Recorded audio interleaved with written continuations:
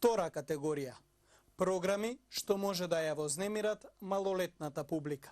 Се препорачува надзор од родител-старател.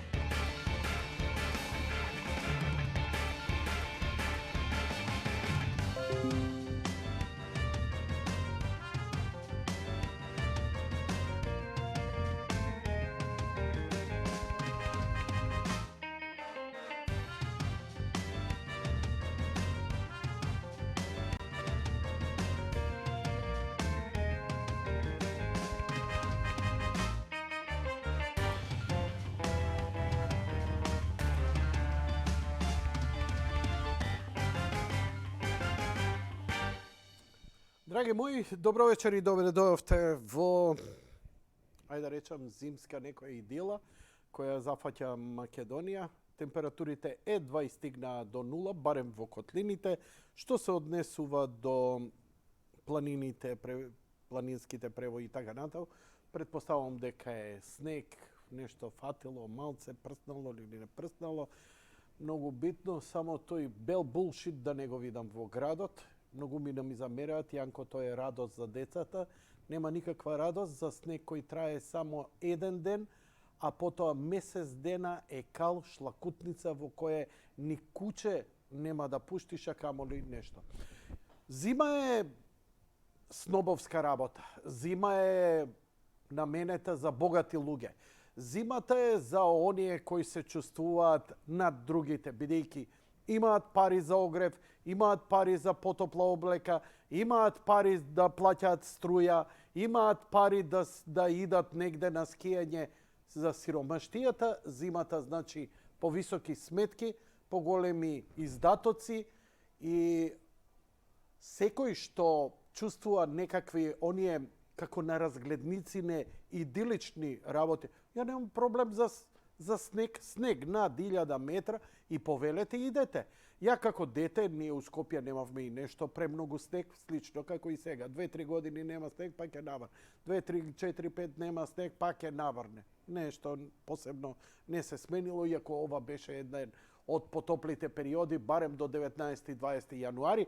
Но сакам да кажам дека генерално кога сигурно ќе се сетите на ова, кога ќе дојде снегот, кога ќе фатеше вака по планините, Маврово и така натаму, идевме на екскурзии, не носеа снежен град, Бунец, значи ќе не однесеа од Сабајле со автобуси до вечер, ќе се изнавозевме, ќе се изнафрлавме стопки снег, ќе направивме снешко белче, ово, онава, таму, и ќе се вративме. Ако ни беше малце, и ние од викенд можеа пак родителите да не однесат. Тоа ја не можам да ги разберам. Седи дома у стан, бидејќи, нели, кога живееш у стан, ти чувствуваш акутна, како 90% граѓаните на Скопје, ти чувствуваш акутна непотреба да со прст мрднеш ако е надвор заснежено, па да се расчисти снегот. Тогаш, нели, крив ти е Петко, Станко, Бранко, Данела, Шилегов или ова или оној. Иако по законска обврска секој мора да се исчисти пред сопствената куќа. Поготово во овие градови каде што полицијата е малце построга, не овдека лабава, па затоа сме ние кондом држава, затоа што полицијата е за никаде кај нас. Човече, ние најдоброто нешто што можеше и се бореше со криминалот го укинавме, алфите. Зошто се укинати алфите? Затоа што кога ќе фатеа криминалец, прво 2 шамара, па после го прашуваа дај лична карта. Каде е тоа? Како е тоа? Знаете, се сеќавате 3 скопски села околу Матка ги држеше еден полицај, 2 полицајци со едно фиче. Кој смее да писне? Сега не можат 20 борни коли со по 200 полицајци да се изборат со криминалот. Затоа што и сега криминалците, вакви, такви. Не бе, другари, кога нема оној што го спроведува законот, тогаш имаме беззаконие. Иако почнев за снег, отидов за 10-та работа. Да, порано беше многу построго, бидејќи погледнеш ли попреку џандар, ќе те згрбави од чамарање, убиства немало некој да заврши фатално, никогаш не било овдека Америка, например, она со гушење или со... Упс, капчево, чекај да си го наместам. Така. Тиква, лубеница, нокшир. Немало такви убиства со давење, како ова, или пукање, мрднал, пукал, или дете играло со пиштол. Не, имаме премногу свести, премногу професионалци, но премногу малци и премногу ги контролираме. Се сеќавате што се случи со полицајката?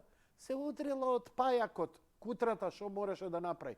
И замера. Зошто да и замерате? Па таа жена зошто? Па да признае. А зошто да признае? За ти да се изнајадеш бубрези на социјални мрежи и да не мрднеш со прст? Не. Си го спасила животот и си се повлекла. Вие треба да донесете заклучок. Зошто ја изљангаривме полицијата, како што го изљангаривме и нашето судство, и така натаму, и така натаму.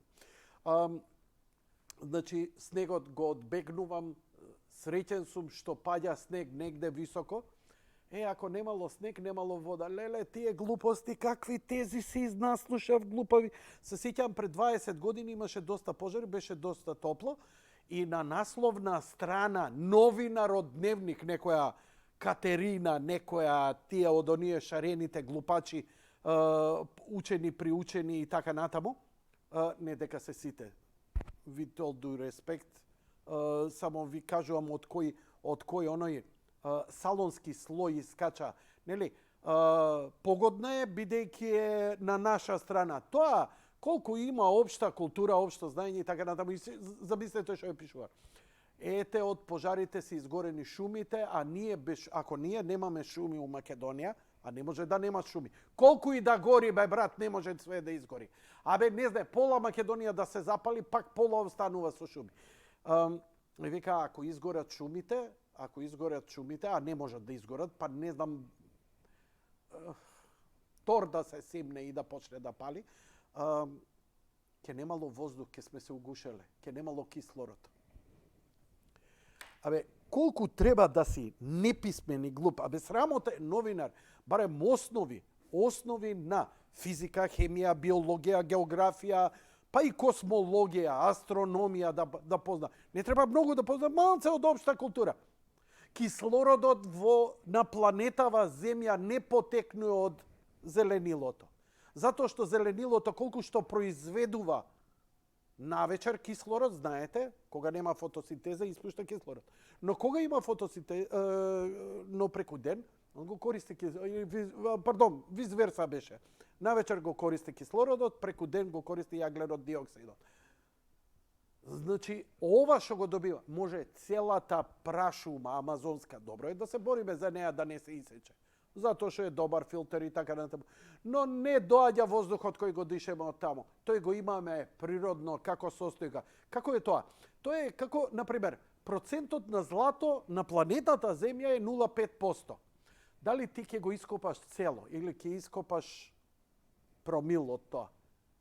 Процентот останува ист. Дали ние сме издишале, потрошиле, не потрошиле, имало такви пожари, такви метеори паѓале. На Јукатан паднате метеор кој наводно нели ги уништил сите диносауруси. Тоа значело немало кислород у тој момент. Од каде се создал тој кислород ако немало? 3 години немало сонце, немало зеленило, немало ништо. Самата вода и океаните акумулираат, почвата акумулира. Секако и растенијата се најдинамични. Кислородот си го имаме. Еден е карактеристик. Водата исто многу е карактеристична за наша планета, иако го има во цел универзум. Да не идам во детали, во секој случај бара малку општа култура да знаете. Кога имаш општа култура, не може да те прелаже некој со рамна земја, затоа што знаеш кои се законите на физиката, метафизиката, а ако викаш, ама Божја волја било. Има една работа, и во Библијата ви го пише. Господ нема законите кои ги поставил, законите на физиката, да ги нарушува. Дали разбирате? Ако создал он гравитација и постои таа гравитација, нема да ја наруши заради една планета, а се да создаде така. Затоа што дури таа теза е контроверза на тезата на Божјата креација. Ако земеш да размислиш и малце почнеш Кромидо да го љупиш, ама, знаеш, нешто е неписменост, немање општа култура. Луѓе мои, знаете со какви луѓе треба да се дружите во животот? Треба да се дружите или со многу мудри луѓе, кои се многу писмени, кои се многу учени, кои се многу читани, кои имаат магистратури, докторати, прочитано книги, кои се интелигентни, продуховени. И од друга страна, треба да се дружите со најпрости луѓе. Оние неписмени, не знае да чита. Едвај, ништо не прочитал живот, ништо не знае. Зошто се тие добри? Тие имаат онаа па инстинктивна, ненаучена филозофија на живеењето, ДНК-то на битисувањето, домашно културно воспитување, етит, бест. Значи, природно. И тоа се најдобрите луѓе. Никогаш во животот, во мојата кариера, не сум имал луѓе со високо интелигентни, со многу учени луѓе и со оние најдобри. Но средината е хоророт во кој живееме. Тука е македонецот. Тука ние доминираме. Тоа е нашата средна класа. Не економска, туку учено, приучено, недоучено. Подобри луѓе ќе беа да беа неучени, а уште подобри ќе беа да беа многу учени. Земјите кои се ортодоксно земјоделско население, каде што не можат заради преживување да има образование или писменост, тоа се можеби најпитомите народи на планетава. Луѓе, гледате документарци, ќе отиде у некоја вулфофакина и едноставно луѓе, прости земјата, стоката, добрина, мудрост, кроткост. Влези у градојеве, он прочитал нешто на ја тебе ова ќе ти правам, она ќе ти правам и така натаму. Од таа наша ученост, приученост, ние од тоа изградивме патриотизам. Значи, патриотизмот не го изградивме ние на високо учење, бидејќи ние високото учење го отфрливме. А лаже науката, научниците лажат, археолозите лажат, историчарите лажат. Простиве луѓе, ајбе, тие се глупи, не знаат. И се јави една каста in the middle, кои се представуваат себе. Они имаат не само што читале, него они имаат и, како да ви кажем, како визии, како суптилни, трансцендентални за Македонот како прасуштество, кога немало живот на планетава, Македонот одел исправен. Немало ништо друго, тогаш Македонот се исправи. И он знаел дека е Македон и од него потекнал Македон. И такви некои тези, ама зошто ги вадат такви тези? Тоа е интелигентно, бидејќи таква теза не можеш да ја порекнеш. Ако се обидеш да ја порекнеш, ти си лага, ти си ова, ти си она, ти си манипулиран и така. И тоа им е единствената одбрана. Бидејќи, па научник, знаете, кога излезе со теза, видите, ова е мојата теза. Научник друг му вика, извини. На археолошките наоди, кој, бидејќи не може секој насегде на секој место да биде. Има археолог кој иде, слика и вади тоа и вика ова е тоа и тоа, ова се димензиите. Компаративна анализа правиш на сите наоѓалишта, ти активно учествуваш и излекуваш од тоа чисти, јасни заклучоци. Историјата и археологијата е многу тешка. Толку е нејасно што било. Знаете што, ја преска им кажав на моите колеги. Како се викаше книгата за Гоце Делчев? Од Ванчо Николевски, така? За 5-то оделение. Тоа е многу убаво напишана книга, кај што има сериозни диалози и така натаму. Ванчо Николевски сериозно го проучувал животот на Гоце Делчев и врз тоа извршил една драматургија. каков он би бил во средните училишта спрема тоа што прочитал за него, што имало биографија, што имало сведоштва и така натаму. Но колку е тоа валидно и не се знае.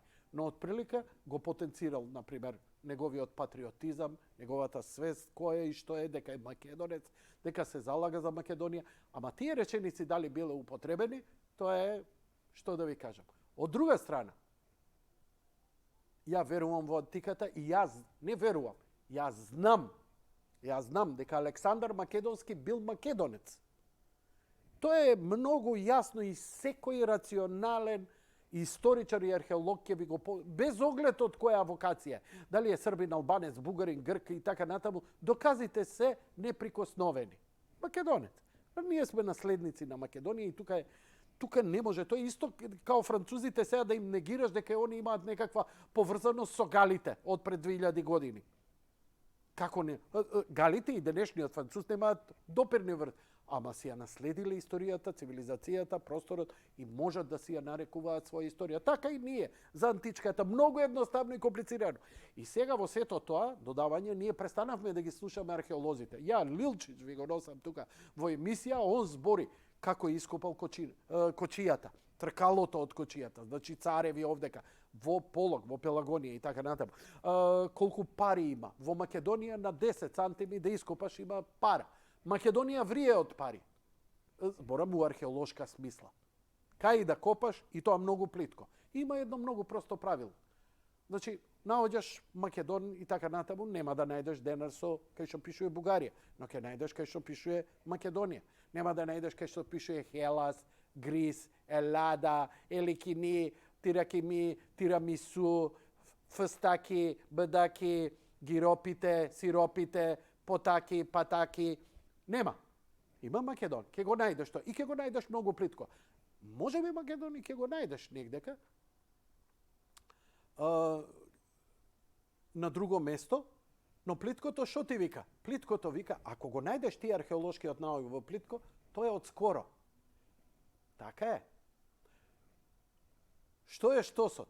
Ти плитко почнуеш со Македонија, но копаш до 15 метри ги наоѓаш истите работи. Тогаш викаш, чекај, овде нешто се дешавало и тоа многу. Бидејќи, со времето ерозијата, тоа се наслојува. Многу е, како да ви кажам, археологијата и историјата е логична и straight forward. И историчари логично ти размислува и кога ќе ти каже, он не е против Македонија, он не е против. Ма вие сте. Зошто? Затоа што ви дошол некој, сте го слушнале кај мене у емисија, дошол некој и вика, ја напишав книга за Олимпија. Извини, за кого си напиша? За мајка му на Александар. Записи за мајка му на Александар. Валидни историски и толку. И сега викам, тоа е некоја романсирана верзија, што е во ред, нели? Романсиер може да напише, врз основа на тоа што го открил, да го опише карактерот и да ја стави во разни драматуршки ситуации, кога не бил синот, како ја напаѓале, како ја каменувале и така натаму. Не бе, брате, тука што јадела, кога добивала мензис, кога имала плодни, неплодни денови, што рекла, што кажала, што направиле ова, што направиле она. Дечки, with all due respect, сум македонец. Ја почитувам, дај да не претеруеме, затоа што со вакви работи не можеш да го... Не! Ти си ова! Ти си наравно! И еве, кај сме? Бидејќи ја сум тоа што не требаше да ви бидам, остана нивната одбрана не е ни последни дани. Отиде. Не успеа ни име, ни идентитет, и преспански, се им помина. Зошто? Затоа што не држи вода. Не можат да седнат со еден грчки археолог за да седнат на отворена дебата. Бидејќи колку да е он националиста од фактите не се бега. Да, британците си пишувале своја историја, краделе од Египет, од ово, од она. Изволте, порекни ги. Ама измислувале, претерувале, да, ама ти, ајде, ако е 2 плюс 2, напишал он дека е 5, седни бе на табла. Знаеш дека не е лесно да го образложиш 2 плюс 2, дека е еднакво на 4? Дури и визуелно. Математички зборам. Квантно. Значи, да седнеш со формула, со докази, да извадиш непознати, значи да извадиш како аксиома да го направиш тоа. Тоа е наука, бе. Question everything.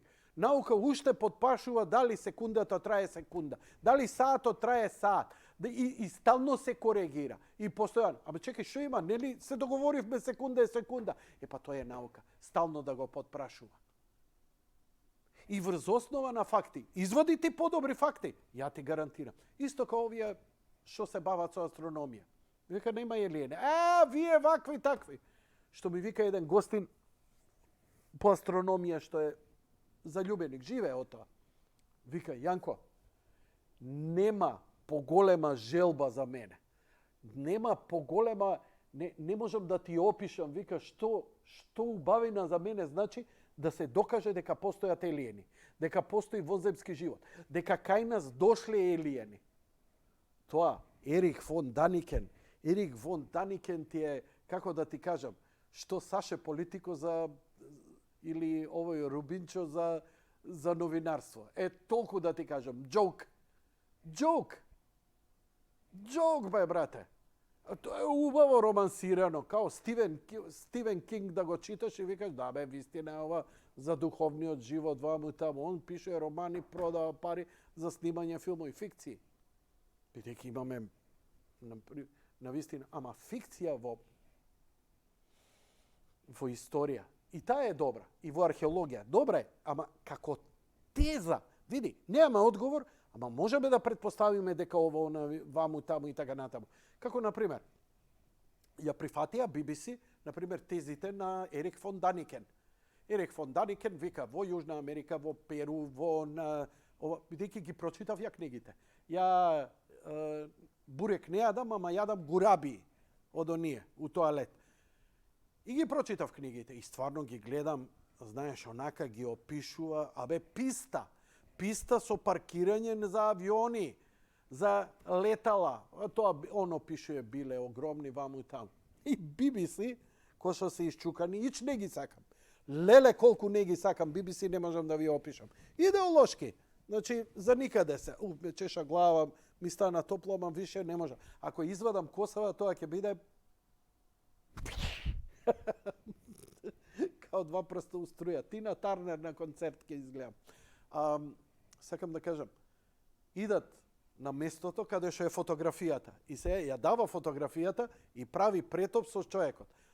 Значи, патеката која он вика дека тука слетувале елиен бродови на елиените, и стварно изгледа така, нели спрема цртежот, е големо колку моево студио. Значи, големо е колку еден човек.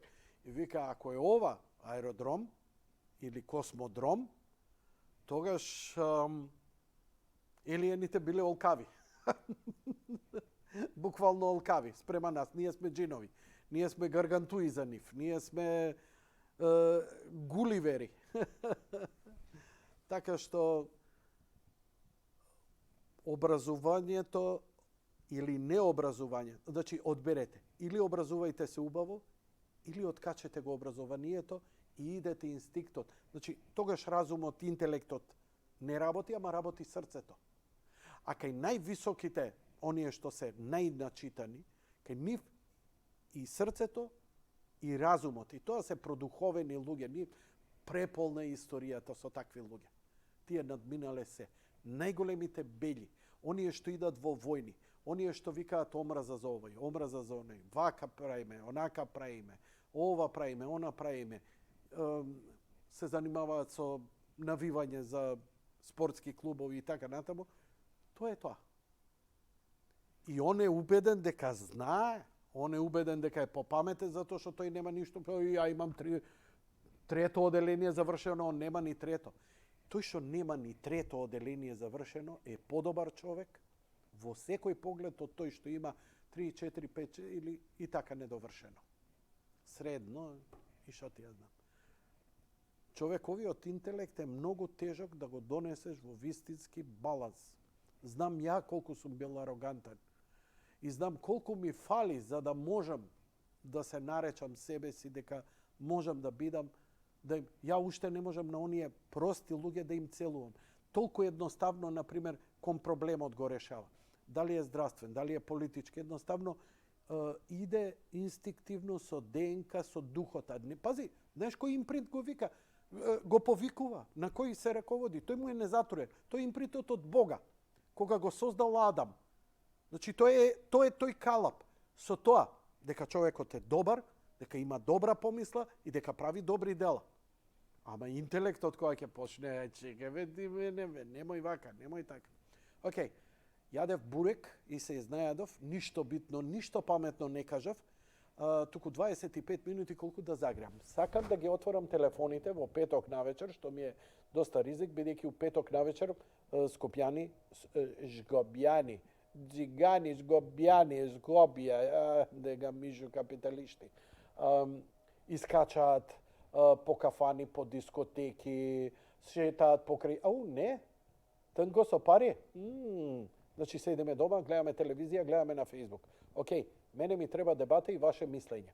Значи, ако немате свое мислење, барем противете ми се мене и држете ми лекции. Јанко, ти си глуп, јас сега ќе ти кажам како треба.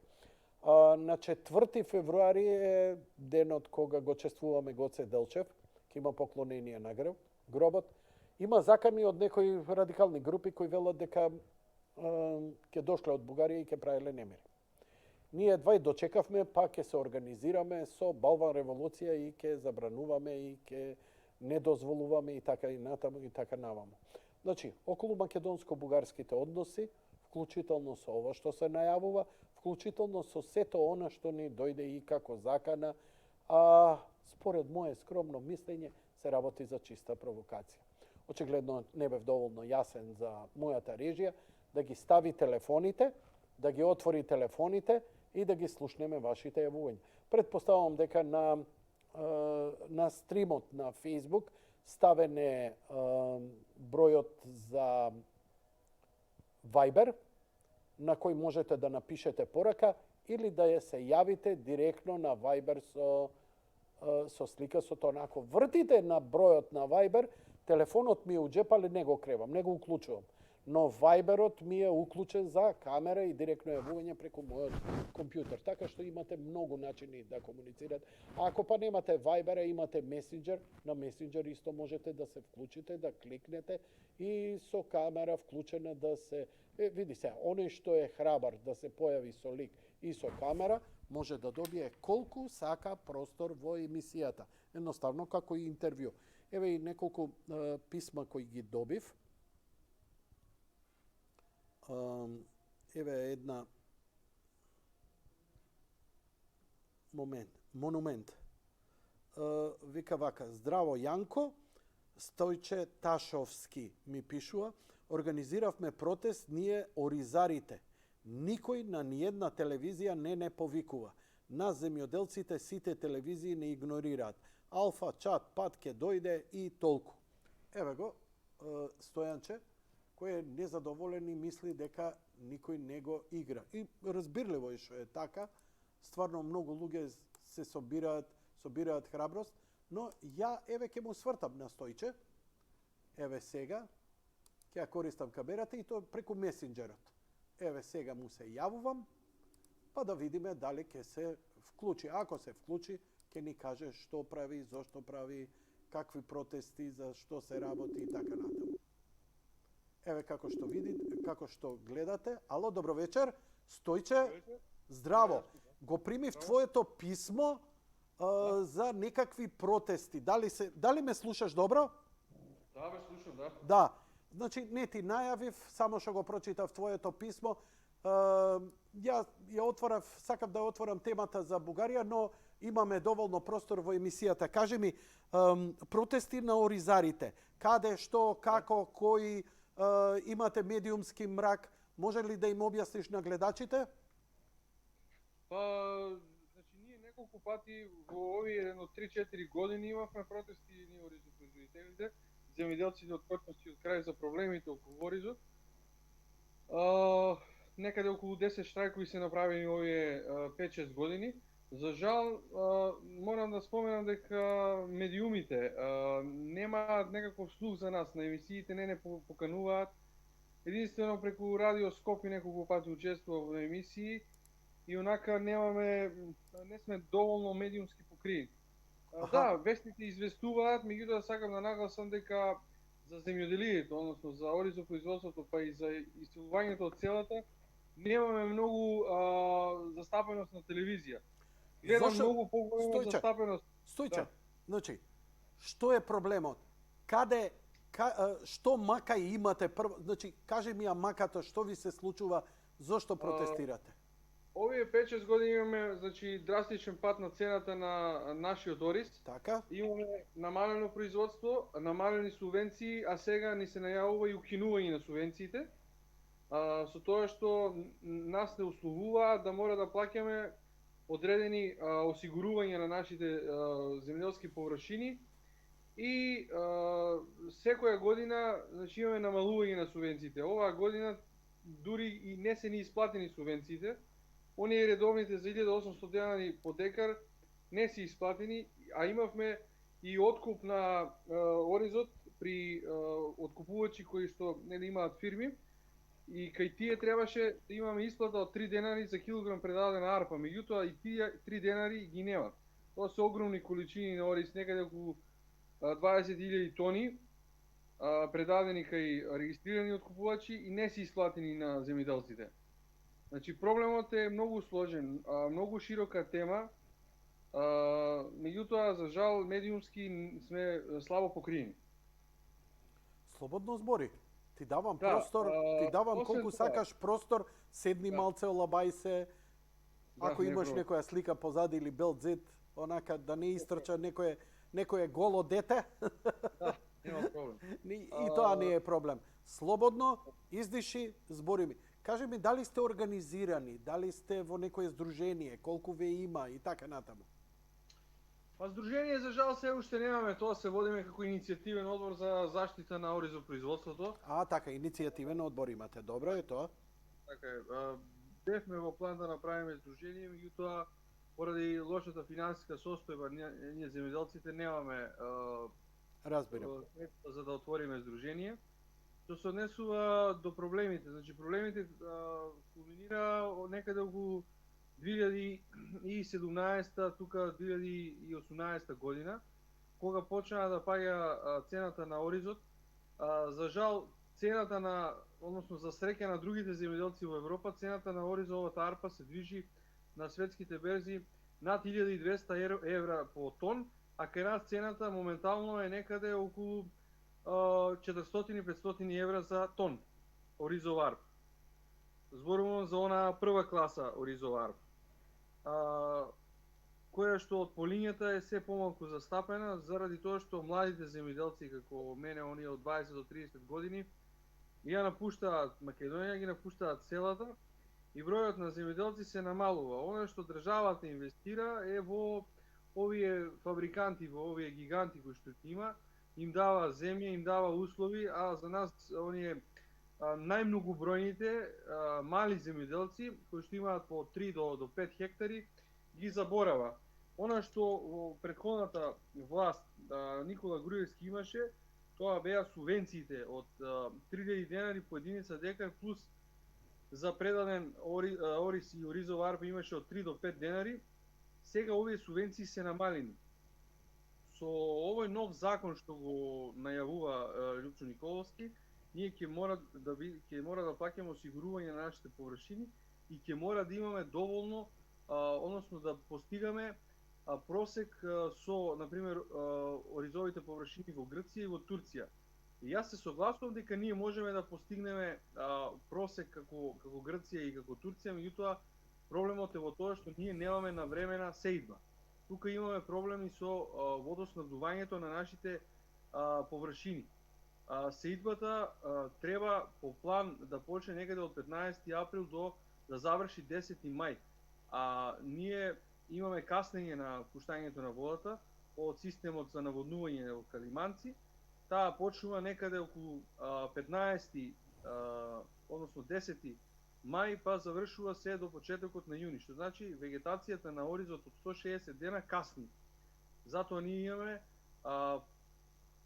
помала количина. Во тој временски период ние мора да постигнеме вегетација од 160 дена, а жетвата почнува крајот на септември, односно почетокот на октомври.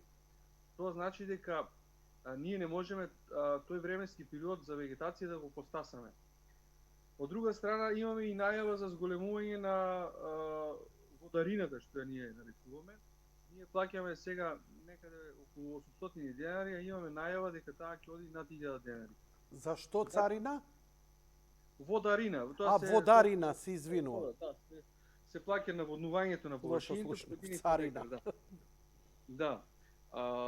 Што е проблемот? Проблемот е во тоа што Министерството за земјоделие на терен нема своји луѓе. Немаме така наречени водари кои што ќе одат и ќе контролираат водата од каналите во површините. Туку луѓето сме сведени сами да се снаоѓаме секој на свој начин и да си ги полни површините. А за тоа плаќаме ние. Значи, плаќаме средства, одделуваме средства за тоа, а немаме никаква услуга. А сега плюс државата нам ни наложува дека ќе ја зголеми и ги зголеми овој трошоци. Откако дали цената на оризот на пазарот е зголемена? Дали шансите сепак и покрај сево ова, еве и натаму си производител? Кажи ми, ако си заработувал 5000 евра, карикирам, пред 5 години, колку заработуваш денес? Колку ти е отпаднато или дали е барем нивото останато исто? Ако пред 5 до 10 години сум заработувал 100 до 150 евра од единица декар, денес сум во минус. Значи, па другар, продавај све, што да ти кажам, ја како издржуваш тогаш? Па тоа е проблемот, значи ние од свој джеб мора да одвојуваме средства, па не може, знаете, земјата е наша, ние немаме друга земја, каде ние да одиме? Не може во странство да одиме да ги оставиме нашите куќи, нашите села. Тоа е наша света земја. Овде е нашето минато, овде е нашата историја. Не можеме ради проблемите кои што ги имаме со еден министер сега илјаници луѓе да се оцелиме. Така, те разбирам. Дали имавте шанса за прием или едноставно само Министерството ви кажува што ќе прави и кој ве врти? Дали ве сослушува некој? Дали има некој разбирање за овие ваши барања? Имаме одено на разговор кај министрите, пранешите и овој сегашни Никол, имаме кажано нашите проблеми и нашите маки кои што се отворуваме. Јас не сум за да излеваме ние на улица. Јас сум за да разговараме, ако треба многу денови. Не, тоа апсолутно. Улица ништо не ти гарантира. Викал или разговарал ти е иста работа ако овие бандоглава. Ама ја мислам поише се постигнува со разговор, барем така, до известна мерка, додека не почнат оние веќе вулгарни игнорирања на вашите барања. Колку вакви како тебе има, да речам од прилика? Овде во нашите краишта бројот на земјоделци е многу мал. Ви имали 50 барем? Прсти ги избројаме. Па може би туку околу 30. Добро, дали целава работа е дека едноставно оризопроизводителството се иде кон тоа да се укине во Македонија, бидејќи ориз ние што купуваме најмалку кочански гледаме, вие сте од Кочани, претпоставувам. Така е, да. од Кочани. Све е тоа кинеско. Све е тоа Азија. Има увезено и италијански ориз во маркетите и во средните арбори во се вика. Да, и то прилично скап, од 120 до 150 денари. Да, така е. Овој нашиот ориз е, за разлика од тој поквалитетен, ние можеме да произведуваме и дури семенски материјал овде во институтот во Кочани, кој што е во слаба функција. Сме произведувале 80-тите години и сме ја снабдувале Југославија пред 90-тите години, например, нашето производство од некаде 20 до 30.000 тони оризова арпа ја хранела пола Југославија. Тогашната политика била кон зголемување на оризопроизводството, кон стимулирање на земјоделците. Сега се оди во сосема некој друг правец, каде што се субвенционираат поголеми фабриканти, односно покрупни земјоделци, организирани во така наречена задруга. Меѓутоа, квалитетот на ориз и количината не може да се достигне на тој начин. Мора да се оди со индивидуалните земјоделци да се разговара, ним да им се помага, бидејќи тие се врзани за земјата кај нив производството е поквалитетно.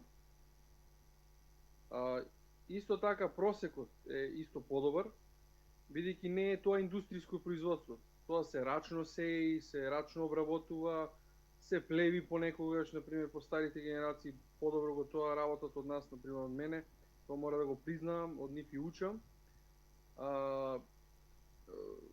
Просекот наш порано секако дека бил поголем, меѓутоа како што споменав, наводнувањето и начинот на производство бил многу подобар. Каналите кои што се направени во поранешниот систем се биле добро одржавани се до пред 5-6 години. Каналите сега се напуштени, Калиманци има слабо вода и значи проблемите се се повеќе и повеќе зголемуваат. Ние за жал имаме најефтин ориз. Нашиот ориз во споредба со европската берза е многу поевтин. Не затоа што не е квалитетен, туку проблемот е во тоа што се нуди многу поевтино, од причини што државата вложува во овие, како што споменав, покрупните гиганти, 35-6 луѓе на број. За да се задржи младиот свет, потребно е инвестирање во земјоделието. Држава во која што градот го храни селото е сведена според мене на пропаст. Треба обратен процес кој што селото ќе го храни градот. Сметам дека укинувањето и условувањето на земјоделци ќе придонесе кон напуштање нагло на површините кои што нема да има кој да ги обработува и онака имотно-правните односи на многу голем дел од површините не се решени. Ќе останат површините пусти со корав и трева и трска и македонскиот, односно кочанскиот бренд ќе замре, според мене. И што ќе правиш? Па јас се уште ќе се борам. Јас не се откажувам, но зборам за останатите. Значи јас ќе се борам додека можам. Нема откажување, исто како што нема откажување од македонскиот идентитет од страна на историчарите наши одредени интелектуалци, така и јас нема се откажам од селото. Се додека можам ќе се борам и ќе работам. Човек, на село ќе живееш и ќе работиш. Абе, сите продадоа ниви, купија станови, види го Скопје овдека, си грми, си крцка, немаш кај да паркираш загаден воздух, али брат, све е тука, работиш нешто, ќе се пикнеш у партија, ти сакаш да работиш убаво, да раниш Македонија. Мислам, баш си демоде. Извини, карикирам намерно. Навистина ме восхитува твојата желба. Млад човек си. Имаш ли семејство, да те прашам? Да, имам семејство. Добро. Јас сум и повратник, освен тоа што сум... И си се вратил? Да, јас се вратив од странство, се занимавам со земјоделие. Абе, дали си ти, а зошто се вративте, се извинувам, почитуван господин? Ти си се вратил. Се шегувам, карикирам. Не може да се напушти родниот крај, тоа е. Тоа е она Чекај, кој што... види, поштено е. Горе не ми идеше, не ми беше добро, се вратив и тоа е поштено. Ама си се занимавал надвор со земјоделие, не можам да поверувам дека било неуспешно. Па можеби би придонел успех, меѓутоа сметам дека шансите не се напуштени, мислам дека надеж се уште постои кај македонскиот народ, ние сме пирај. И последниот да остане земјоделец, јас сметам и да не сум јас дека ќе се бори понатаму да произведе кочански ориз, ќе го одржи името на кочанскиот ориз. И сметам дека ќе дојде нова генерација на млади луѓе кои што ќе се освестат, можеби ќе видите дека животот е подобар од што во центар на Скопје во стан од 40 квадрати, така? Сега да некој да ги продаде нивите и површините кои што ги наследил, да оди да купува по 2000 евро од метар квадратен во Скопје и да се загадува, мислам дека и логиката овде не функционира. Сум среќава луѓе кои што сакаат да се вратат на село. И мислам дека има потенцијал, меѓутоа потребно е на државата да вложи во тоа. Значи, вложување во механизација, давање на земјоделска државна земјиште во власништво на луѓе, млади брачни парови кои што сакаат да работат на село, доделување на стока. Еве кај нас имаше проблеми со свињите. Можеби се запознаени со тој проблем. Поради чумата која што се јави, се уништија свињите. И сега луѓето нема што да одгледуваат. Еве државата треба да вложи труд и да им даде некоја друга стока да се занимаваат, не знам, со крави, со кози, со овци. Може да вложи. Доколку сака. Еве има многу храна која што им стои по амбарите, јачмен, не знам, детелина или друго. Тони, треба да заклучиме прво дека помош од државата нема. Особено не како порано, со оние субвенции, кога државата сериозна имаше програма пред 5-6 години да помага на земјоделство, на сточарство со сериозни субвенции, па и на индустрија и така натаму. Тоа умре и мислам дека нема да се врати и или станувајте Елон Маск или измислувајте некоја квантна нова теза, теорија за земјоделие, бидејќи стварно државава, ја не гледам, не знам како имате надеж дека ќе ви помогне држава. Оставени сте сами на себе и сега од тука што понатаму, не знам што да ти кажам. Немате избор сами, освен сами да се борите како знаете и умеете. И ви и се. Ја ќе ви дадам поддршка во секое време. Да. Секое време. Сакаш дојди у емисија, нема да смени дали ќе разговараме вака по месенџер или ќе дојдеш тука или ја да дојдам со камери. Исти ѓаволе. Да. Работата е што нема, глуво е таму. Знаеш ли ти, мислам, ја сега можам да предпоставам. Сега седам у министерство и викам, зашо да не им помогнеме на луѓе? Абе, жив зијан сте. Сваќаш? Он ќе земе провизија таму, пушти го тој кинескиот 200.000 тона ќе увеземе по смешни цени, па ќе препродадеме на Србија, па ваму, па таму, па провизиичка, цап, китка му вене, еврото му дреме, оризот отишол. Си направил бизнис и држава, и приватник, и кои све уште не. Мислам дека сте на тоа жртви, на еден државен рекет, криминал, кој едноставно стана. Ја сум ваш сојузник, секогаш на страна на малите, а на млад човек кој се занимава со земјоделство, кој е патриот, кој си ја сака земјата, кој името ни на оризот кочански не сака да го даде, ја искрено да ти кажам, вака овде у плексус ме гаѓаш, се наежив, секоја ти чест. Ја можам да кажам кај ти е памет, спакој си децата, врати се таму кај што си работел на запад, уживај си и живеј си го животот. Не, ти викаш срцето ме влече, ова. И така е. Може би полошо живеам, исто и ја. И ја можам да отидам негде кама, еве, помизерно живеам тука од што на било кое место, ама ова ме влече, ова ми е топло, ова ми е тук. И те разбирам, пријателе. Во секое време ти стојам на располагање. Што ќе има ново или ќе имаш нешто ново, испрати, јави се, јавете се, дојди тука или како. Полесно гледаш одма вака чат пат ќе направиме со закажување за студио е комплицирана работа. Јас сум многу мала продукција, така што ти посакувам секое добро. Фала многу за повикот. Поздрав до гледачи. Во секое време. Поздрав и до тебе. Ете, драги мои, секогаш можеме брзо да стапиме било каде во контакти, ако сум редакција со нула вработени, никој, бидејќи јас сум големата нула, ама можеме да најдеме начин како да искомуницираме. Секако телефоните се отворени, имаме гледач на линија. Добро вечер. Режија, повелете.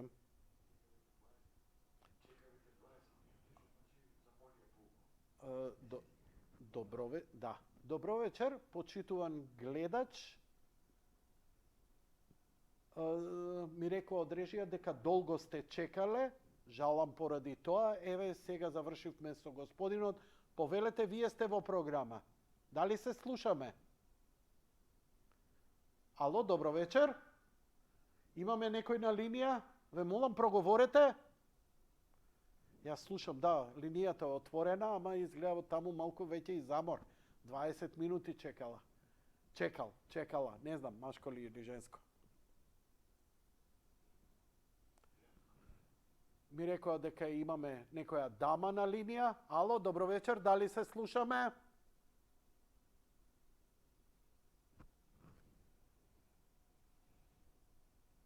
Добро. Колега, ne moraš da go gasiš telefonot ako nemame drug povik. Neka stoji, može biti i дамата ќе се вклучи во програма, малку подоцна, како и да е. Може би се загледала, може задремала. Јанко кога меле, тоа ти е... Заврши, Јанко.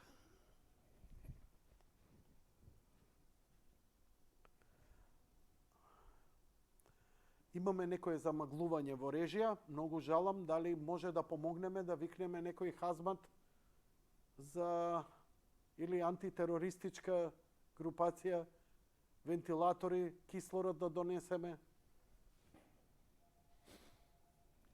Океј, го слушам телефонот дека звони. Добро вечер, за следниот гледач повелете во програма сте. Виберот не го погледнав. Се извинувам поради тоа, сега ќе го отворам да видам дали може би некоја порака има таму. Добро вечер.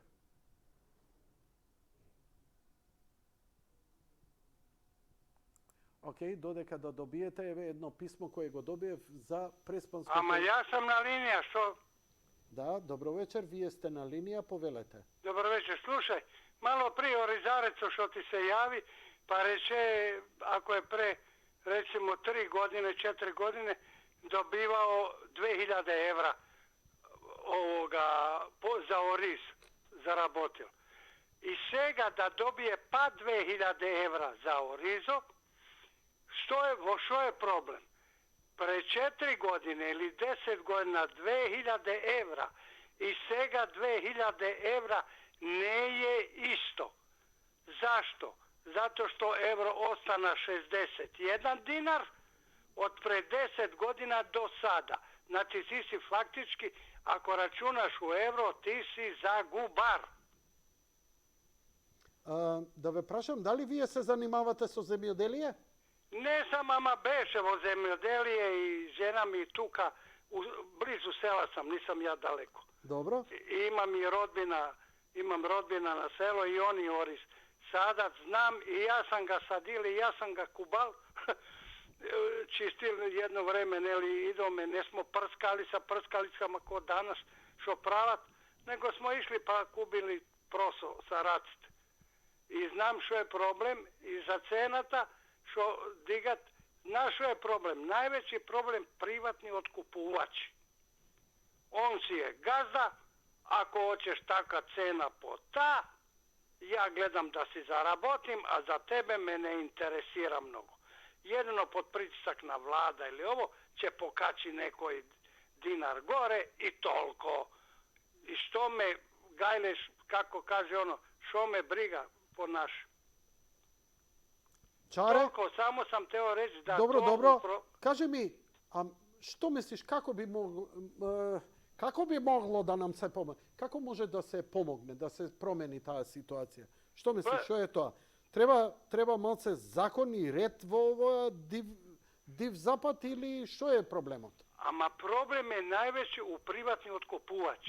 Ne. Kako se rešava to? Pa na zapadu se dogovori cena unapred. Evo, ja sam bio u Italiji i unapred se govori.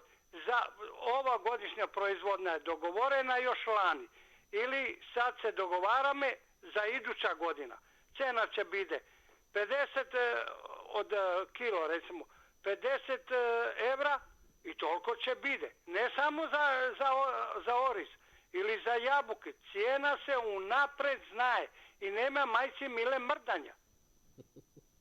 A kod nas čekat, pa vidat, ako je pogolem rod, znači poviše će gazdi onda zarabotuvati i snizuvati cijena. Kvalitet malo posla, još više udarat poniska cijena. Samo oni gledat da oni zarabotat. Dobro. To je problem najveći. Малку сме, порано имав малку повеќе теми, се јавува луѓе во врска. A još nešto da ti kažem samo. Dobro, кажете ми само. Za orizo. За оризо. Sad za ova dnevna politika. Dobro, poveli. Ovo u Hrvatskoj. Što je u Hrvatskoj? U Hrvatskoj mi imamo Nikolu Tesla, je li tako? Koji mi? Hrvati. Dobro, vije Hrvat ste? Ima, da, slavimo Nikola Tesla. Krasno. A on je kao narodnost ili ovo poteklo, on je Srbin. rođen u Hrvatskoj. I A slavat ga i u Americi, slavat ga i u Hrvatskoj, slavat ga i u Srbiji, slavat ga gdje god bio, ama to ne znači sad site odjedanput da se stropat na jedno mesto i svi da slavat. Ako ti ova država dozvoli da ga slavi, slavi. Ako ne, što imaš majka da si tražiš tuk? Da staviš nered? ova apropo zboriš za Goce Delčev nešto? Poštivam, slušaj, znam makedonsku historiju. Dobro. Jednom prilikom pre par godina si rekao ko ste, šta ste i kakvi ste. Iako bi ja imao još nekoj dodatak, ma ne se petljam na to, ja vas poštivam kao star narod. Jedan od prvite što ste došli na Balkanu. A Bugare što su došli od Azije, pa zadržali samo svoje ime. Kako će i smatram da su oni Makedonci, majku mu ljubim. Pa ne može to tako. Izvrtu vas historija. Majko mu ljubim. Od kaj ste po poteklo, gospodine? Ja, pa sad ti je reći od Hrvatske. Od Hrvatska, ma koji kraj Hrvatska? Karlovac. Karlovac, od Zagreb dole niže. Da, dobro. Toliko, Janko, neću da se ja imam rodnini... politika, imao bi što i što kazuvat, ama to si je vaša rabota. Ja imam rodnini u Makarska, Hrvati, mislim prvi bratučeni. Da, bio sam tam na odmoru. Pozdrav, hvala mnogo za javovanje, to baš veliko javovanje evdeka. A evo da vidimo ova Prespansko jezero žedno za sekoja kapka voda. Потребата е итно заедничка акција на Македонија, Грција и Албанија. Агонијата на Преспанското езеро продолжува натаму, а нивото на езерото уште повеќе се намалува. Имајќи предвид на лошата хидролошка состојба, оваа зима и околните планини на кои нема снег, повеќе од јасно е дека ово Македонско езеро се соочува со еколошка катастрофа од невидени размери. Епа, драги мои, јас се сеќавам така кога беше со Дојран пред 3-40 години. Тогашната влада на ВМРО ДПМН направи еден проект на полнење на езерото со овие така наречени цевки кои влечеа извори од подводни води и така натаму, и тие и ден денеска постојат. Немате појма каква кампања водеше сегашнава власт и нивните тогашни претходници, левичари и така натаму, зошто се правело тоа уопште. Значи, ние имаме сега една врхушка која за овие работи, ама уво не ја боли. Ние ваква состојбата не со Преспанско, ваква и со Дебарско езеро, со Мавровско езеро, и тоа трае за нивното. Они се испушта, се правили некаков, што ја знам, алашвериш, струја, даваат ли, кој, колку, како зема. Ние тоа не можеме да го контролираме. Опозицијата уште помалку може да има увид. И мислам дека ние живееме во време на грабеж, како што не е без преседан. Не ја наметнавме темава за Бугарија, но имаме цела недела пред чествувањето на Гоце Делчев, тензиите ќе се зголемуваат, а вие имате слободна тема, кој што сака, нека се јави. Ја чисто онака провизорно ви дадов, како ако сакате во ред, ако не, терејте она што вие мислите. Добро. Режија. Добро вечер, повелете, во програма сте. Добро вечер. Добро вечер, повелете. Се слушаме? Да, одлично. Да. Значи вака, ја почнам темата за Бугарија и за Гоце Делчев. Едно моje видување. Што мислам дека скоро никој нема да се сложи со мене. Ако бе слободно.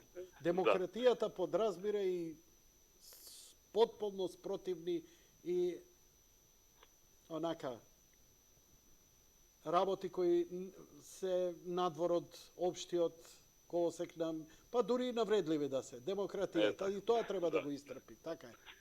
Прво ќе почнам малку корист на Бугарија, па после ќе уничи. Тере како сакаш, претпоставив дека така ќе идеш, да. Да. Прво, значи, Гоце Делчев има еден брат и две сестри кои успеале да оформат свое потомство.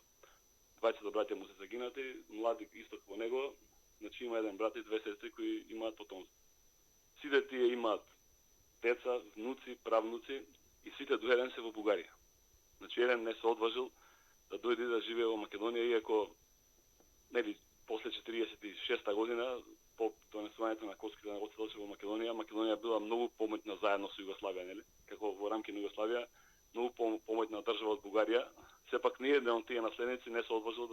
продолжи да живее во Македонија.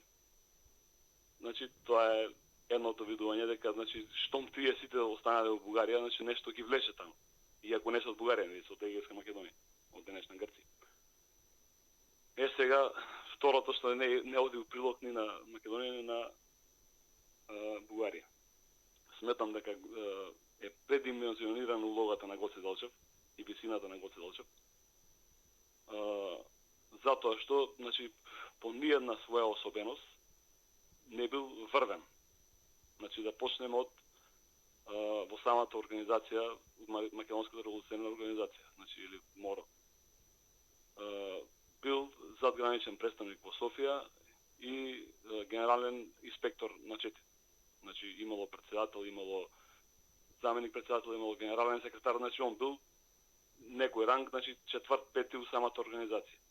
По воена смисла нема ни една битка или борба каде што Гоце Делчев ја остварил. Ова е прв вооружен конфликт со турците кај што гине.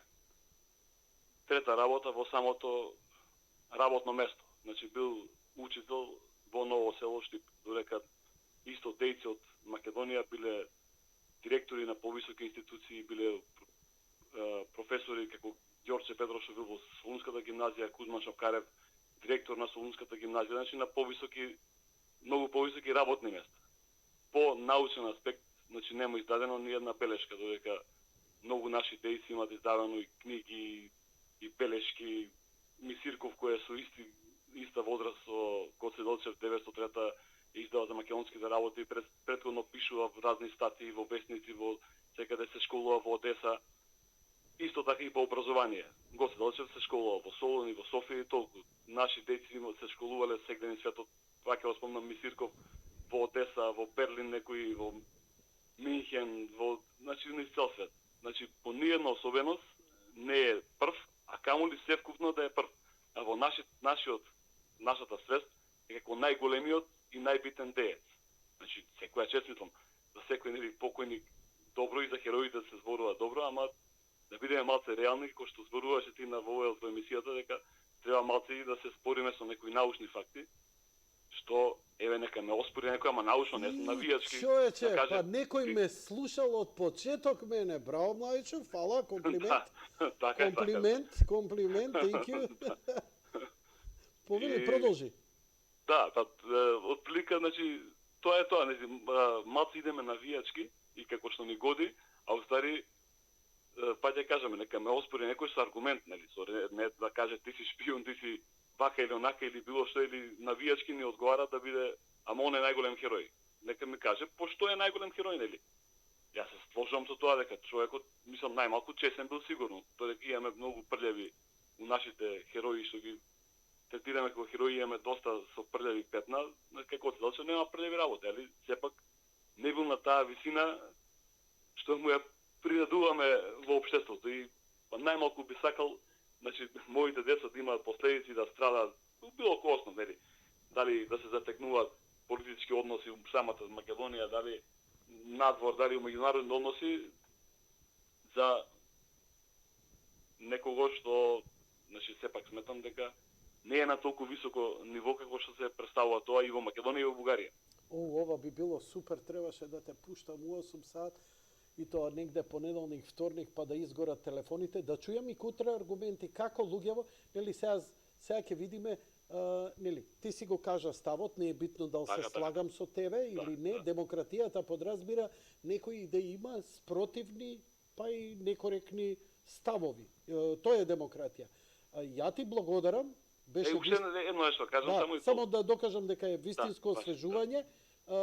Тоа што не се слагам со тебе и убаво е да чујам какви аргументи и како ова не се пробугарски аргументи. Тоа е уште по-добро уцелава и проинтересно го правите. Молам да искажи се. Да. Значи, што сме учеле ние? Викаме дека откако разбрал дека е одлучено да се крене Ленско востание, тргнал да ги разубедува да не се крева.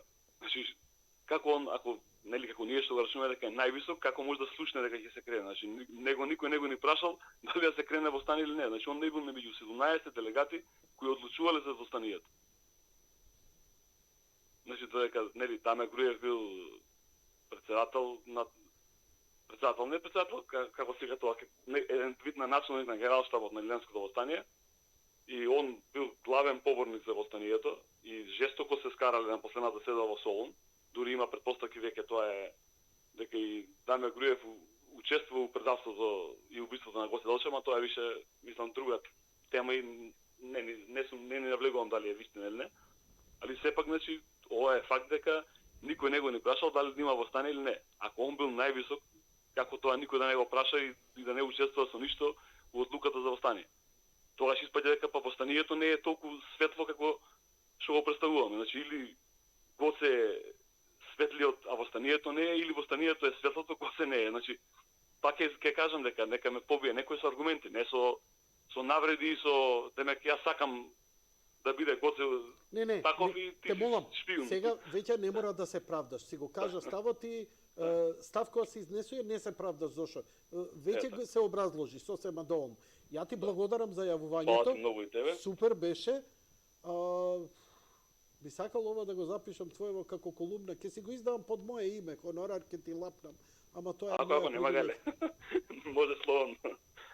Како аргументација. Интересно. Фала ти многу. Да. Лека ноќ и пријатно. Некоја слична теза ја имам слушното, например, вака контратеза за цар Самуил. Например, стотените војници и така натаму. Леле ми пукна уво, фала што ми го пушти гласно да ми се искашла. Добро вечер, почитуван гледач, повелете. Добро вечер, Јанко. Повелете. На Софија Сафон, поздрав тебе и Да, твоите ала. кајаши, екипата околу тебе. Екипаж. Ја би се задржал неколку збора, површа со оризопроизводителот, а после за Гоце Делчев за Да, те ситуација. молам, слободно. Ама се, оврска со оризопроизводителот, секоја му чест, значи, бил на печалба, печали колку печали, се вратил, решил да се врати, мила Македонија наша, ја сака, значи, се вратил и се фатил за работа со Орју да продолжи, веројатно таква е стара традиција од мајко, од татко му, од дедо му сигурно, кој што не е првото место. И добро е тоа, меѓутоа, еве, не може баш најдобра работа, но и пак оптимиста.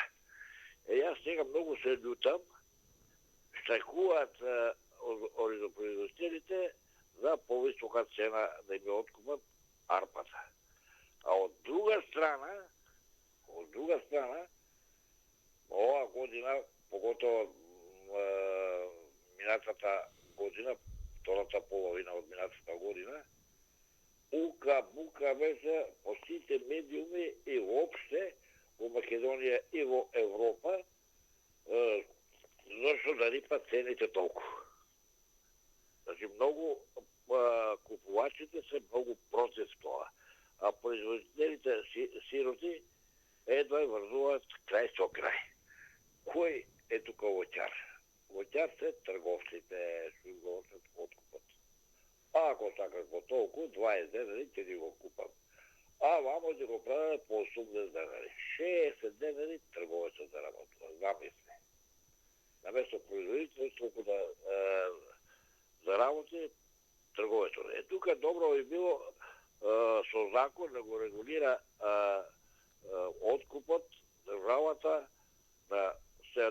не откупува, меѓутоа тие што се откупувачи ќе откупиште, меѓутоа само 20% провизија да имаш.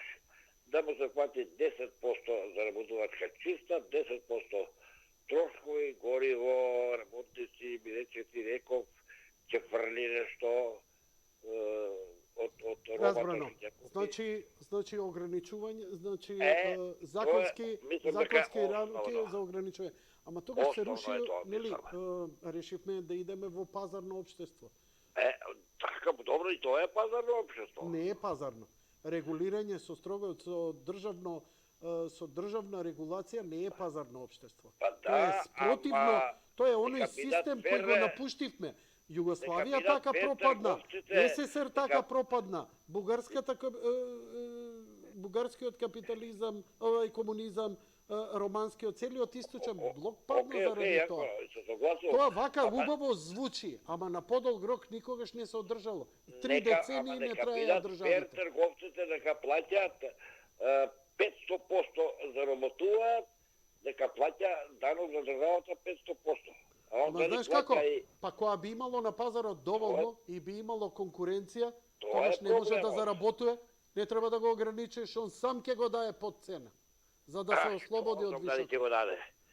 Прават малзадација околу трговците е најголемиот проблем. Добро. Што е оштетени и производителите и купувачите. Фала ти многу за јавувањето. Биди ми поздравен, ја имам гледач на линија, а се исклучи. Господинот Дуци, нетрпелив. Господине Дуци, нема голем трошок, само требаше малце да почекате и веќе ќе бевте во програма. Да видиме дали господинот Дуци ќе ни се смилува сега, еве го гледате, му вртам нему. Ало, добро вечер. Повелете во програма. Добро вечер, Јанко. Поздрав до тебе и до емисијата. Да, повелете. Сакам да го демантирам предходниот, не овој, него предходниот. За Гоце Делчев? Да, за Гоце Делчев. Добро, повелете. Каде што вика имал неколку браќа или сестри, никој не дошол да живее во Македонија и така натаму. Треба да знаеме дека општественото уредување тогаш било друго. Фамилиарно не ги пуштале да излегуваат од Бугарија. Значи, ако го пуштат мажот, жената ќе ја задржат. Не и даваат дозвола. Или ако го пуштат детето, не го пуштаат мажот или жената. Значи, можело поединечно да се излегува. Ако едниот остане, да не остане цела фамилија во емиграција. Друго, тогашна Југославија била тампон зона меѓу исток и запад. Значи, ако некој бугар влезе во Југославија и проба да емигрира во запад и го фатат на граница, југословенските власти имат обврска да го екстрадират у Бугарија. Такво било меѓународните договори. Затоа Југославија била отворена за бугари и за руси и за цели источен блок. Тоа што браќата на Гоце Делчев или сестрите не се преселиле во Македонија, тоа било општествено уредување такво, добиле стан, добиле си имале фамилии и сега ти на 50 години, 60, не може да се селиш у друга држава. Има и тука логика колку македонци живеат и во Грција, и во Бугарија, и на друго место. Па стотици Тоа не значи дека они не се чувствуваат, така, не се чувствуваат како македонци. Тоа време било на Ѓорѓе Димитров. Ѓорѓе Димитров имал сасвим друга политика спрема македонците во Бугарија. Така е. Има така логика, да, држи ова, мислам, добро. Добар демант, добар аргумент. Мислам дека кажувањето на предходниот гледач за Гоце Делчев е сосем промашен. Непознавање на тогашната политика. Одлично, одлично. Фала ви што се јавивте, фала што го кажавте. Драго ми е. Ја не треба, вака треба некој да се јави и да одржи лекција. Не сум јас тој кој треба да држи лекции било кому. Јас сум тука да ви овозможам на сите да се јавите. Лека ноќ и пријатно, господине, а ние одиме со следниот гледач. Добро вечер. Добро вечер. Повелете во програма сте. И се најдобро, Јанко, ви посакувам. Исто јас се слагам со претходниот гледач. Устави не се слагам оне што збореше околу Гоце Делчев. Јас имам 76 години. Роден сум во Скопје, во центар. Дедо ми мој исто е роден во Скопје. Татко ми исто во Скопје е роден. И дедо ми покоен ми збореше мене лични контакти со Гоце Делчев. Дедо ми бил комита. Иначе по занат касап ги поминува сите села до Солун и носел на стока ја колели ја продал. Тоа му беше занат, ја го памтам, старата куќа, ченгелите и така натака. Иначе на Зелен пазар имаше дуча. Работел лично со Гоце Делчев. Знаеме каде е роден, каде добил диплома официрска, каде работел во Штип како учител, меѓутоа не работел учител во Бугарија. Тоа немаме таков податок. Он бил ипак виши офицер. Тоа се податоци, имам книга и ќе ви покажам. Па ти рече да ги судриме сега да видиме доказите. И Добро, сега, се насмејавши за друга работа. ама многу стории ми кажувал. Една сторија, јас верувам дека ти не го познаваш. Јазот кај Пролеке. Имаше голем јаз. И една средба, го чекаме околу 30 комити, договорено, околу 12 навечер Гоце да дојде. Некој не беа така доволно. Што ти знам? И Збориш за Скопје? да, јас, кај Пролече, кај Кондораџијата. А кој Гоце го чекате да дојде? Не разбирам. Дедо ми го чекал со комитите во Скопје. Аха, Во така. јазот, стари скопени го знаат јазот, поред феријален дом. Добро, добро. Тука минуеше јас еден год. Добро, и? У вода седат до куча и го чекаат Гоце, околу 12. Гоце касни, не доаѓа. Нормално, као нашите државници. Маршрутата не ја кажуваат, ни времето, за да не губиат. И ми кажуваше, тие не го дочекале, вечерта имале лозинка, вук, лисица и го се јавуе дедо ми Трипун и му вика Трипун, ти ли си јас сум? Кој има дух? Па Петре е тука, исто каса, подпушта некој трет, така. Кај се другите? Па некој вика не дочекава, вика може би нема да дојдеш. И таа вечер дома не поминале тие што не дошле тука. И мене ми интересираше и го прашам дедо ми, па како изгледаш, што изгледаше? Вика да ти кажем право, многу вика представителен човек. А што бараш у Скопје? Знаеш, јас сум учел за Егејски оддел на Македонија, Пирински оддел, така. Вика не организираше. Бев неорганизирани во Чети. Истовремено ни кажа каде има скриени пушки, на кои места и како да ги пренесеме. И така се организиравме ние во Чети. Значи сите села во Скопје, околината што беше. Вика, со него лично разговараме, се договараме и он збореше дека е прерано да се дигне во станието. Тоа ни збореше, тоа ни кажуваш. Друга стvar што би сакал да ви кажам. Ове околу Гоце толку. Например, имам уште други истории. Татко ми служил, една сте објаснував тебе, војни го собрале и го однели у врата на румунска граница. Молим те кратко, имам гледачи на линија, Готово. за поентава да ја разберам. Го фрлаа татко ми у врата на Дунав, на граница со Румунија. Во една расправија со еден официр и го вика на рапорт татко ми. И официрот го прашува, од каде си ти, момче? Вика, јас сум од Македонија, официрот. Вънка, мајка ти мрсна македонска ваша. Па како бе, Јанко, татко ми умел да го заборавам ни ова? Татко му рекол, јас сум македонец. Значи, они имале проблеми со нас. Ме сваќаш? А претходниот гледач убаво рече, они не живеат во слободна Македонија. Моите деца завршива у Берлин и во Австрија. Дали ме разбирате? Па некој ми опонира, вика, зашто не завршила у Русија и така натака. Или, например, околу ситуацијата моментално што е сега во Скопје, околу Гоце Делчев и тие ствари што се случуваат. Па ние и да го немало Гоце, па ние треба да измислиме така еден херој. Па да знам кој е Санчо Панса, дали знам кој е, вие ми рековте, а јас... Значи, хероите секогаш биле, како да кажам, имало и мит околу нив. Не било се така што скоро сите херои на сите земји има малце митологија околу нив, а ние околу Гоце стварно не сме го направиле некаков Марвелов херој, така да ја имам чувство дека е незаслужено стварно недоволно го имаме глорифицирано Гоце. ви Zato кажем što искрено, su takov karakter. Ti и ако благодарам ќе много. завршам, Поздрави се со мене, молим те. Жива вода сум, морам да се напијам вода да завршам емисија. Толку ми е. Ја пред 15-20 години можев и 4 сата емисија. Сега толку е, балдисан сум. Важи ли? Другар?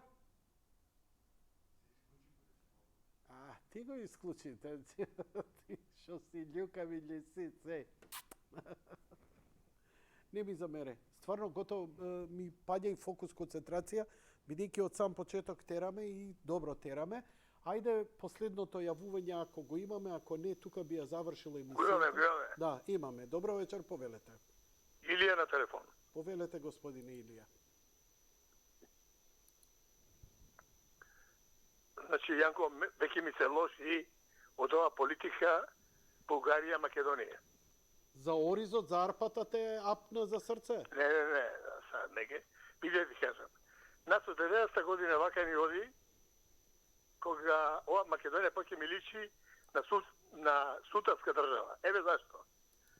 Од 10 министри по земеделие, 5 не беа агрономи. Значи не може лекар да води надворешни работи да биде министер. Тоа е нонсенс. Тој нека си лечи простата, нека лечи голитис, нека лечи гастритис. Тука е... Ама што може да се... Кој го стави него министер за надворешни работи? Знаеш какви млади деца има? Знаеш какви искусни капиталци има за водење ова работа? И ние ставиме сега лекар да не води надворешни работи. Али јас ќе кажам на друга работа, што јавноста неа многу знае, што плюка према Бугарија многу. Ќе ми дозволиш? Да, повели. Дај му го екранот на гостинот и тргниме мене од кадар. Повели, говори Илија. Вака. Од 89-та година до 90-та година бев комерцијален директор во Скопска млекара. А генерален директор беше Марен Ѓорчев. Ма ме слуша сега? Ало? Илија, те слушам да исправам кичма, не можам 2 сати да дремам. Фала за Кадаров. Аман, дали си нормален? И ти. Значи, морам да се подправам. Не можам, толку ми е. Ја здраво за готово ме земате, ама жив човек сум, луѓе. Ова е ужива емисија, не ја снимам. Бивша секретарка. Ајте, молам, почни, не ме вовлекувај во муабет, ја те слушам, не ме подпрашувај, те слушат. Ајде. И таа млекара од 100-120 тони дневна за едно производство, падна на 20 тони. Сега го јавноста ќе праша и ти зашто. Тоа што нас млекото ни идеше од Србија. Ние таму имавме 4-5 пункта и од таму идеше. Али Југославија се распадна, Милошевиќ стави рампа и не можеше да иде млеко повеќе од Србија. Значи немаме млеко, што правиме? Ќе ни умреа децата сега што беа родени. 2000, 3000, 5000 новороденчина. Јас и Марен Ѓорчев отидовме кај Жело Желев да му бациме рака. Па тој од овие сумичките села. Ама Жело, помагај. Човеко без збор го криа телефоно и не пусти во Министерството за земеделие. Кај министар по земеделие и него требаше јас да му бацам рака и почнавме ние да носиме од Бугарија млеко. Односно, од млекарата во Кюстендил, од млекарата во Благоевград и од Сердика Софија. Значи, тие 3-4 години, ако не беше Бугарија, fuck you, што викат англичаните. Сега, тоа е околу млекото, значи што ни помогнаа. Башка други работи што ни даваа сирење, кашка, вали се, даваме на организации и млекара прометираше. Бидејќи млекара немаше млеко и немаше доход, не може плати да битата на вработените. Втората работа. Се сеќаваш ти на ембаргото? Ембарго, кој е ембарго? Што ни направија ембарго према Србија, ништо не сме задаваш. Збориш да вести спрема Србија ембарго или грчкото ембарго? Спрема Србија само. Спрема Србија кога беше бомбардирањето. Добро? Така, спрема Србија, ова зборам за 94-та година. Добро, и? За време на ембаргото многу фирми од тука, од Лител, Малецки станаа големи фирми. Значи, затоа што имаше се по 3-4 пати повисока цена им дава на србите.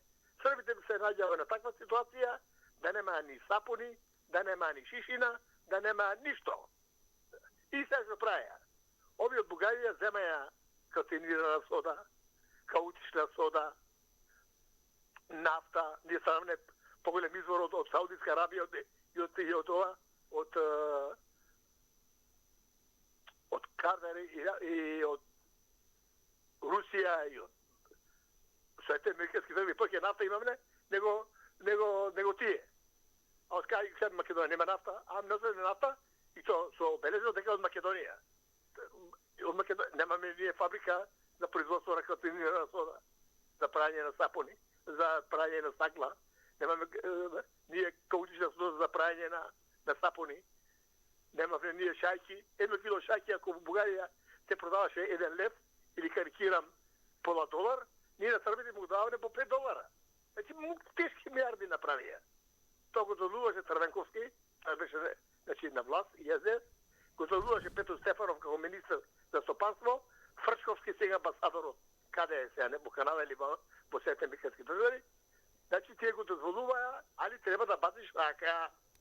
Додиш во зградата на Елиса стопанство, тоа беше Министерство за стопанство, да бациш рака и под раката да осеш нешто, да се става на листата на чекање, тамо одеше на събарие на листа, каде што се пишеше Ѓурѓелов, Петко, Јанко Јанков, Илија Иванов и така натаму, инаку нема никој да те види списоко. Сега, тоа е втората работа. Третата работа, кој беше конфликтот. Којните на Стенкови, ама биле стари, ама биле ова, ама биле она. Сега ти кажам една работа, што ми кажа мене, еден албанец, јас ти фаќам риби на Марковника. И ка Илија, тука што земавте тенкоите, малци ние почнавме да прдиме. Инаку имаме ние назив, кажа дека албанците, ако пуца вика пиштол, пуца будала. Не слушна што кажа. Ако пуца пушка, пуца комшија, ако иде тенк, иде држава. Значи тој ми го кажа мене, јас го прекажувам.